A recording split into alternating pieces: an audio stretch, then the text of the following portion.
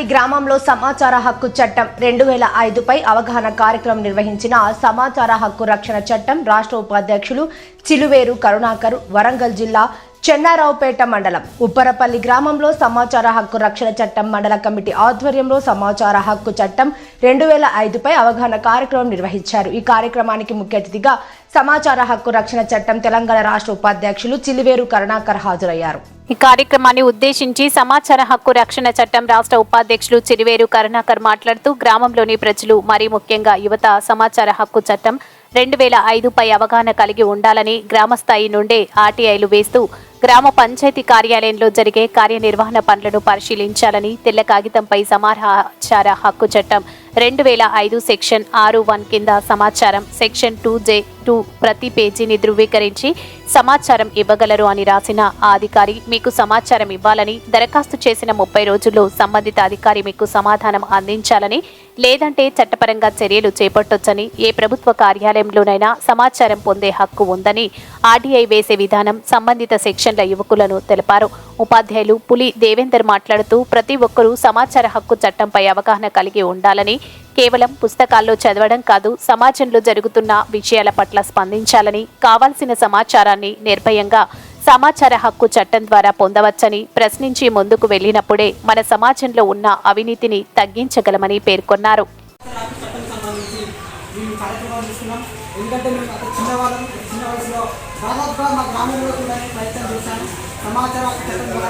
గ్రామంలో ఏ ఆఫీసర్ ఎక్కడెక్కడ ఎంత అవినీతి చేస్తూ ఉన్నాడు, ఏ రకమైనటువంటి దోపిడీకి పాల్పడుతూ ఉన్నాడు అనే అంశాలపైన మేము సమాచారం ఒక వైట్ పేపర్ తీసుకొని 2005 సమాచార చట్టం ద్వారా మనకు తెల్ల కాగితం మీద రాసి మనకు ఇప్పుడు పింఛన్ సంబంధించి కావచ్చు, గ్రామంలో ఏదైనా లేకుండా సమస్యలకు సంబంధించి ఫండ్స్ వచ్చినా కానీ, గ్రామ నిధులు వచ్చినా కానీ, ఏదైనా గవర్నమెంట్కి సంబంధించినటువంటి ప్రాజెక్టులకు సంబంధించి కానీ ఇవన్నిటి కూడా మనం తెలుసుకోవాలనే ఆసక్తి ప్రతి ఒక్కరిలో ఉంటుంది। ఎందుకంటే వాళ్ళు కరెక్ట్గా దాన్ని యూజ్ చేస్తూ ఉన్నారా, లేకపోతే దాన్ని దుర్వినియోగం చేస్తూ ఉన్నారా, లేకపోతే అక్రమాలకు పాల్పడుతూ ఉన్నారా అనేది తెలుసుకోవడానికి అవకాశం ఉంటుంది। అవకాశం తెలుసుకోవడానికి మనం ఈ చట్టం ద్వారా మనం స్పష్టంగా తెలుసుకోవచ్చు। ఈ చట్టం ద్వారా మనం క్లియర్ కట్గా మనం దాన్ని రాసి కూడా ఇస్తే వాళ్ళు మనకు సమాధానం ఇస్తారు। కొంతమంది అధికారులు ఇవ్వకపోయినా కూడా మన గ్రామ స్థాయిలో వేసుకోవచ్చు, మండల స్థాయిలో వేసుకోవచ్చు। ఇవన్నీ చట్టాల పట్ల అవగాహన చేసుకోవడం కోసం ఈ కార్యక్రమం ఏర్పాటు చేసుకోవడం। ఒక్కరికి తెలవాల్సింది ఏంటంటే మన ఇంట్లో కూడా మన పిల్లలకు చెప్పాలి, అరే బాబు మన గ్రామంలో ఏ విధంగా ఉంది, మీరు పుస్తకాలు చదవడం కాదు, పుస్తకంలో గ్రామ పంచాయతీ విధులను ఒక పాఠం ఉంటుంది, దాన్ని ఏ విధంగా మీరు పాఠాన్ని చదవడం కాదు, అడగాలి, ప్రశ్నలు అడగాలి, లేవనెత్తాలి అనేటువంటిది, మనం ప్రశ్నించే తత్వాన్ని నేర్పాలనేటువంటిదే ముఖ్య ఉద్దేశం సమాచార హక్కు చట్టం। మనకి ఏ సమాచారం కావాలన్నా గ్రామ పంచాయతీ అయితే ఇక్కడ గ్రామ విఆర్ఓ కానీ, పంచాయతీ సెక్రటరీ కానీ మనకు సమాచారం ఇస్తారు। మండలంలో ఎంఆర్ఓ కాదు, ఏ దేనికి సంబంధించిన వాళ్ళు మనకు సమాచారాన్ని ఇవ్వాలి। అది కొంత టైం పీరియడ్ ఉంటుంది, అది ఇవ్వకుంటే పై అధికారికి, పంచాయతీ సెక్రటరీ ఇవ్వకుంటే మండలం ఇవ్వకుంటే జిల్లా ఇవ్వకుంటే స్టేట్, తర్వాత కోర్టులో కూడా మనం వేయడానికి ఆస్కారం ఉంటుంది। మాకు సమాచారం ఇవ్వలేదని మనం వేస్తే వాళ్ళకి కొన్ని జరిమానా కూడా విధించడం జరుగుతుంది। కాబట్టి ఇది ఓపికతో చేసేటువంటి పని। ఈ చేసే క్రమంలో ఏమవుతుందంటే మన మీద నిందలు వస్తాయి, దాడులు జరుగుతాయి, వీటిని తొక్కాలనేటువంటి కొన్ని దుష్ట శక్తులు కూడా ప్రశ్నించే వాళ్ళని నిలబడనియరు కాబట్టి ఇవన్నీ జరుగుతాయి। అవన్నీ జరుగుతాయని కూడా ముందుకు వచ్చినటువంటి వీళ్ళ ముగ్గురికి ప్రత్యేకమైన ధన్యవాదాలు। ఎందుకంటే ఒక సమాజాన్ని నిర్మించాలనే ఉద్దేశంతో కుటుంబాన్ని, పిల్లలను త్యాగం చేసి సమాజం కోసం రావడం, ఎన్ని సంఘాలు ఉన్నా కూడా ఆర్టీఐ అనేటువంటిది చాలా ముఖ్యమైనది। కంపల్సరీ మన మీద కోపాలు తాపాలు ఏర్పడితే ప్రశ్నించినప్పుడు పంచాయతీ సెక్రటరీని అడిగితే ఫలానా రమేష్, మధు, దేవేంద్ర వచ్చి అడిగిన వీళ్ళ సంగతి చూడాలని సర్పంచ్కి ఫోన్ చేయడం, ఎంపీడీకి ఫోన్ చేయడం, పళని పార్టీ ఇవన్నీ ఉంటాయి। అవన్నీ పక్కకు పెట్టి మీరు ఈ కార్యక్రమాన్ని తీసుకుంటున్నారు। మీ అందరికీ ఎల్లవేళలా ఇక్కడ కూర్చుని అందరి సపోర్ట్ ఉంటుంది। ముఖ్యంగా అడ్వకేట్ రాజు, నేను, భాషమే మేమందరం ఎల్లవేళ సపోర్ట్ ఇస్తాము। ఈ మండల స్థాయిలో అన్ని గ్రామాల్లో మీరు పర్యటించండి। ఏ గ్రామంలో కూడా ఎక్కడ సమస్యలు ఉన్నా నా వంతుగా కూడా నేను సమాచారం ఇవ్వడానికి కృషి చేస్తాను। ప్రెస్ పరంగా కానీ, మీడియా మిత్రుల పరంగా కానీ ఎవరైనా దాడులు చేస్తే వాళ్ళు ఏ విధంగా తట్టుకోవాలి। ఈరోజు మన గ్రామానికి సమాచార హక్కు రక్షణ చట్టం దానిపైన అవగాహన కల్పించడం కోసం వచ్చినటువంటి చట్టం యొక్క రాష్ట్ర ఉపాధ్యక్షుడు కరుణాకర్ గారికి, అదేవిధంగా మండల అధ్యక్షులు కళ్యాణ్ గణేష్ గారికి, ప్రతినిధి గారికి, మరియు ఈ సంరక్షణ వేదికైనటువంటి గ్రామ పెద్దలకు, గ్రామ ప్రజలకు పేరు పేరున ధన్యవాదాలు తెలియజేస్తాము। సమాచార చట్టం అంటే ప్రతి ఒక్కరికి ఉపయోగపడే, ప్రతి పౌరుడు కూడా దీన్ని గల్లీ నుంచి ఢిల్లీ వరకు ఏ సమస్య అయినా కూడా ఎంత మన రాష్ట్రంలో కానీ దేశంలో కానీ ఎంత నిధులు వస్తాయని ప్రజలకు ఏ విధంగా ఉపయోగపడతా ఉన్నది అనేది మనకు ప్రజలకు ఒక వజ్రాయుధం లెక్క ఈ చట్టం అనేది ఉపయోగపడతా ఉన్నది.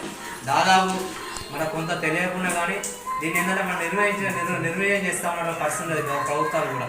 ఎందుకంటే దీన్ని పూర్తి స్థాయిలో ప్రతి ఒక్కరికి అవగాహన కల్పిస్తాయంటే ప్రతి ఒక్కరు ప్రశ్నించేటోళ్ళు అవుతారు, ప్రతి ఒక్కరు అడిగేటోళ్ళు అవుతారు.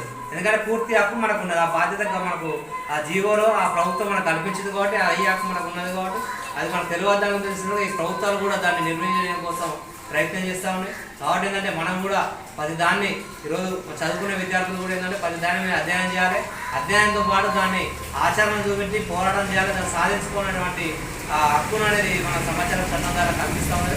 కాబట్టి ఏంటంటే మనందరం కూడా ఈ సమాచార చట్టాన్ని ఉపయోగించుకోవాలి. ఇంకే మరిన్ని విషయాలు కూడా మన రాష్ట్ర నాయకులు కూడా వచ్చింది కాబట్టి వారు మరిన్ని విషయాలు చెప్తారు, అవన్నీ కూడా మనం సక్రమంగా విని అవగాహన కార్యక్రమాలు నిర్వహించుకుంటూ వస్తున్నాం. ఈ 2 రాష్ట్రాలలో ఆర్గనైజేషన్ ఎస్టాబ్లిష్ చేయబడింది 2008లో. అప్పటి నుంచి 3000 మంది అప్లికేషన్స్ కూడా భాగస్తులయ్యారు. అదేవిధంగా విలేకరులు ఇంకా చాలామంది కూడా ఇందులో భాగస్తులయ్యి దీన్ని సమాజంలో అందరికీ అవగాహన కార్యక్రమం ద్వారా వివరించి వాళ్ళ ఇందులో భాగస్తులుగా చేయడానికి మేము ముందుకు వస్తున్నాము. వాస్తవానికి నేను ఉప్పరపల్లి గ్రామంలో ఈ సభ ఏర్పాటు చేద్దామనుకున్నప్పుడు ఇక్కడ స్థానిక మండలాధ్యక్షుడు నేను సంప్రదించినప్పుడు తప్పకుండా చేద్దామన్నా మీరు రండి అని చెప్పారు. నేను ఇక్కడికి వచ్చినప్పుడు నేను ఎక్స్పెక్టేషన్ ఏంటంటే నేను ఇంత అద్భుతంగా మాట్లాడే వక్తలు ఈ ఊరిలో నేను ఎక్స్పెక్ట్ చేయలేదు. దేవేంద్ర సార్ మాట్లాడిన విధానం అయితేంది, సార్ మాట్లాడిన విధానం అయితేంది, అన్న మాట్లాడిన విధానం అయితేంది, మీకు ఆల్రెడీ 90% సమాచార చట్టానికి సంబంధించిన పూర్తి అవగాహన కలిగి ఉన్నారు. మీకు ఇంకొక 10% అందిస్తే మీరు అద్భుతమైన కార్యక్రమాలు నిర్వహించగలుగుతారనే ఒక నమ్మకం నాకు ఏర్పడింది. ప్రధానంగా ఇక్కడ మన ఎవరిని శత్రువులుగా చేసుకోవడం కోసమో ఎవరికి వ్యతిరేకంగా పనిచేయడం కోసమో రాలేదు. వాస్తవానికి ఏంటంటే మన ప్రభుత్వం ఏ ప్రభుత్వం బీజేపీ ప్రభుత్వం కాంగ్రెస్ ప్రభుత్వం కాదు, ప్రజాస్వామ్య ప్రభుత్వం. ప్రజల ద్వారా ప్రజల చేత ప్రజల కోసం ఎన్నుకోబడిన ప్రభుత్వాన్ని ప్రజాస్వామ్య ప్రభుత్వం ఉంటుంది. ఆ విషయం మీ అందరికీ తెలుసు, మనందరూ చిన్నప్పుడు చదువుకున్నది. ప్రజాస్వామ్య ప్రభుత్వం అంటే ప్రజలే ప్రభువులుగా వాళ్ళకి ఇష్టమైన విధంగా పాలించుకునే విధంగా మన రాజ్యాంగం రాసుకున్నది. అందులో ఆర్టికల్ 19 అని ఉంటుంది. అది మన భావ ప్రకటన స్వేచ్ఛ అందులో ఒక భాగం. దాన్ని అనుసరించి మనకు 2005లో ఈ చట్టం చేయబడ్డది. మనకు 2000 చట్టాలు రాయబడ్డాయి. మనకు స్వాతంత్రం వచ్చిన దగ్గర నుంచి ఇప్పటి వరకు నిరంతరం మన పార్లమెంట్లో చట్టాలు చేసుకుంటూనే మన అవసరాలకు అనుగుణంగా చట్టాలను మార్పు చేర్పులు చేస్తూ కొత్త చట్టాలను రాస్తూ వెళ్తుంది.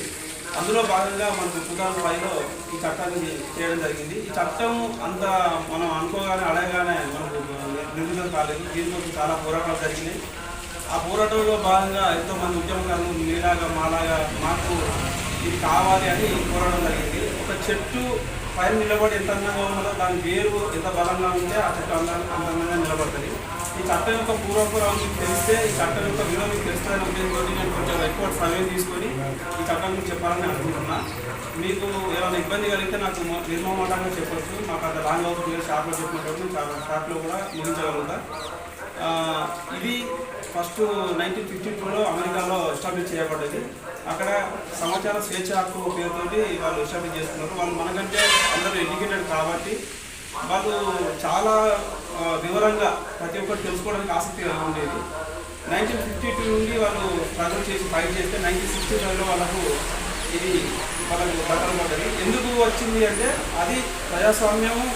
అక్కడ అమెరికాలో వాళ్ళు ఏదైతే ఉందో అదే ఇక్కడ కూడా ప్రజాస్వామ్య ప్రభుత్వం ఉన్నది. అమెరికాలో ప్రజాస్వామ్యం ఏ విధంగా ఇంప్లిమెంట్ అవుతుంది, ఆ ప్రజలే కట్టే పన్నులతోనే ప్రభుత్వం నడుస్తుంది. ఈరోజు మనం తినే ఉప్పు, పంపు ప్రతి ఒక్క వస్తువు మీద మన పన్ను విధించబడి అది పన్ను మనకు తెలియకుండానే ఈరోజు అమెరికాలో పన్ను విధానం ఏ విధంగా ఉన్నది, మన పన్ను విధానం ఏ విధంగా ఉంటుందని తెలుసుకుంటే సేమ్ ఈక్వల్ టు వాళ్ళ పన్ను విధానం మన పన్ను విధానం ఈక్వల్గా ఉంది. కానీ సర్వీస్ విధానంలో వస్తే వాళ్ళ కొంచెం ఎక్కువ ఉన్నది, వాళ్ళ ఎడ్యుకేషన్ విధానం ఎక్కువ ఉన్నది, వాళ్ళ సర్వీస్ ఎక్కువ వస్తుంది. సర్వీసు జెన్యున్గా అందించబడతారు. మనకు అంత మనం ఈక్వల్ పన్నులు చెల్లించినా కూడా మనకు సర్వీస్ మాత్రం ఆ విధంగా రావట్లేదు. మెయిన్ రీజన్ ఏంటంటే మనం క్వశ్చన్ చేసే విధానం మనకు తెలియక. మనం క్వశ్చన్ చేయడం అంటే గొడవ పెట్టుకోవడం మనకు తెలుసు. అంటే వీళ్ళు తప్పేం లేదు, మనకున్న చట్టాల మీద అవగాహన పూర్తిగా తెలిసినప్పుడు ప్రతి ఒక్కరు చట్ట ప్రకారం క్వశ్చన్ చేయడానికి ముందుకు వస్తుంది. అయితే ఇక్కడ మనకు ఇల్లిటరేచర్ ఎక్కువ ఉన్నది, చదువుకునే వ్యక్తులు ఎక్కువ ఉండడం, చట్టాల గురించి అవగాహన చెప్పేవాళ్ళు లేకపోవడం, దానివల్ల ఈ ప్రశ్నించే విధానం అనేది ఈ పర్ఫెక్ట్ వేరే చేయాలని తెలియకపోవడం వల్ల కూడా ఇట్లా జరుగుతూ ఉంది. అయితే అమెరికాలో ఏం జరిగింది, 1955లో ఒక రెవల్యూషన్ వచ్చింది. ఏమనంటే మేము పన్నులు కడుతున్నాము, మా పన్నుల ద్వారా ప్రభుత్వం నడుస్తున్నది. అలాంటప్పుడు ప్రభుత్వంలో జరిగే ప్రతి పనికి ఖర్చు పెట్టిన వివరాలు మాకు తెలవాలని వాళ్ళు క్వశ్చన్ చేయడం మొదలుపెట్టింది. అంటే అప్పటి వరకు అధికార రహస్యాలు అనే ఒక చట్టం ద్వారా ఏ ఒక్క పనికి సంబంధించిన వివరాలు కూడా బయటకు ఇచ్చే రూల్ లేదు అక్కడ. దానివల్ల విపరీతమైన అవినీతి చోటు చేసుకుంది వాళ్ళంతా.